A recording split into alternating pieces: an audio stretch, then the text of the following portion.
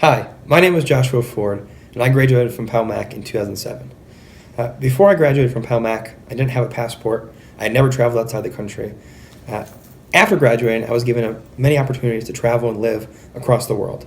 And that opportunity has absolutely changed my life and how I view the world. So I wanted to give back. And by giving back, I started the Dare to Dream Travel Scholarship last year. It's a $3,000 scholarship for any PalMac junior, only available to PalMac juniors, to travel anywhere they want in the world, any country you want. You can propose any project that you'd like, and we'll help you fund it up to $3,000. I could sit up here and talk all day about the opportunity, but I'd much rather you hear about it from Sarah, our 2015 recipient. So Sarah, when you first heard about the scholarship, what was going through your head? Well, when I first heard about the Dare to Dream Scholarship, I knew it would be an amazing opportunity to see the world at such a young age. Okay, and how did you find Costa Rica? Why did you choose Costa Rica? Well, I searched for hours and hours to what country I'd want to go to, and I'd had to keep in mind that $3,000 budget. I knew I wanted to go somewhere with Spanish because I wanted to brush up on my Spanish skills, and when I found out about Costa Rica, it had such a great reputation, and I knew it would be the perfect place to go. Were you at all nervous, or were your parents nervous, or what were you thinking before you got on the plane to Costa Rica?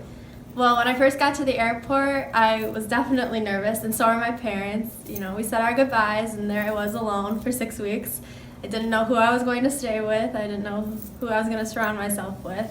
So I was very, very nervous, but once I met my host family, they treated me just like a daughter of their own, so I felt right at home. Okay, so walk us through a day-to-day in your life in Costa Rica. What were you doing? So I'd wake up around 6 a.m. every morning, and I'd go to work. Around 9, I'd have to take the public transportation every day to work. It was a little hard to figure out at first, but then I was able to do it all by myself. I'd get to the daycare that I worked at, which was a government-ran daycare for troubled children all around Costa Rica. And there I'd teach the kids a little bit of English, we'd play games, and we even did some really cool activities like paint rocks. We helped spruce up their garden, and I even had the children paint the front door of the daycare. So it was really amazing. That's great. Tell us about one of your favorite kids at the daycare. One of my favorite kids, his name was Gabriel, and every day he'd run up to me and give me a hug and, make me feel welcome to the daycare. And he'd tell me all about what he likes to do and all about his family troubles, and he'd pour his heart out to me. So saying goodbye to him was definitely really hard. Okay. Now, I'm going to guess it wasn't all work. I'm going to guess you had some fun. Tell us about some of the fun things that you did down there. Yeah, for sure. So Costa Rica is a very affordable country, so I only paid about $5 to take a bus that was about 4 hours away to go to a volcano, and then the next weekend I would go to a different volcano, hike around it with some other volunteers that I met along the way. And my host family was even nice enough to take me and another volunteer to one of the most beautiful beaches in the world, so it was really amazing. We even saw a lot of wildlife there, a lot of monkeys, and it was really cool. That's awesome. What was one of the coolest cultural things that you did there, that you saw there? In Costa Rica, they have a very famous pilgrimage to the city of Cartago every year. And so what you do is you walk from where you live all the way to the city where the church is. And so from where we stayed, me and my host family, it was 30 miles.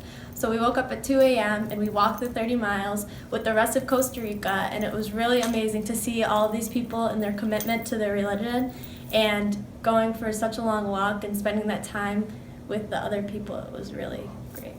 That's awesome. So let's talk about how it's changed your life since you've come back from Costa Rica. How has it helped your Spanish?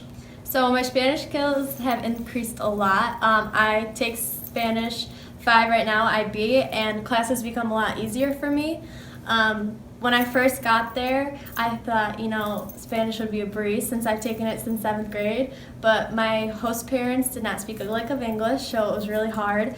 At first, it was hard to communicate, but after a while, I learned a lot more Spanish, and my vocabulary became a lot stronger, and I was able to have full-on conversations with them and the children that I worked with. So now, looking forward to the future, I want to minor in Spanish, and this opportunity has only helped me with that. Great. Have you used this at all in terms of applying to colleges, or has this helped you at all? Yeah, for sure. On my application, I talk about, spending time in Costa Rica for 6 weeks and volunteering my time there. And also, my college essay is based on my time in Costa Rica and how it's changed my life. That's great. Do you think that this will be kind of an incentive or something that you'll want to keep doing, traveling and seeing different places? Yeah, for sure. So before this scholarship, I've always wanted to travel the world. That's always been one of my dreams. And so I knew it was going to be the perfect opportunity to start. And now, every summer, and I always talk to my parents and I say, you know, I want to go here now and I want to go there. And it's okay if I go by myself because I know what I can do. And I know how to find this hostel and spend my money wisely. So it's definitely helped me a lot. Great. Is there anything you want to say to any juniors at Pelmac right now? I really hope that another Pelmac junior takes advantage of this opportunity because it will definitely change your life forever. And I know 6 weeks sounds like a long time, you know, being away from your family and especially your friends in the summer. I know it was hard for me at first to think, you know, oh, I'm going to miss out hanging out with all my friends and I'm going to miss out on all the senior stuff in the summer. But honestly, if I didn't have this opportunity, then my outlook on life would be a lot different. I'm a lot more thankful for so many things, and I work a lot harder due to what I saw in Costa Rica, and I know that it'll change your life forever. So try not to let those things hold you back. That's great.